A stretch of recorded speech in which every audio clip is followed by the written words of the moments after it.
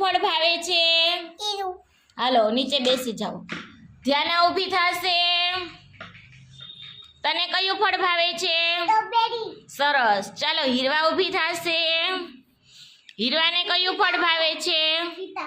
સરસ. Harshita stand up. તને કયું ફળ ભાવે છે? દ્રાક્ષ કહેવાય. શું કહેવાય? ચાલો પલ્લવી ઊભી થશે.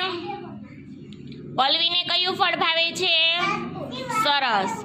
પછી ક્રિવા ઊભી થશે. હાલો ક્રિવા ફટાફટ આવી જાવ અહીંયા. તને શું ભાવે? કેરી, કેળા, ચીકુ શું ભાવે?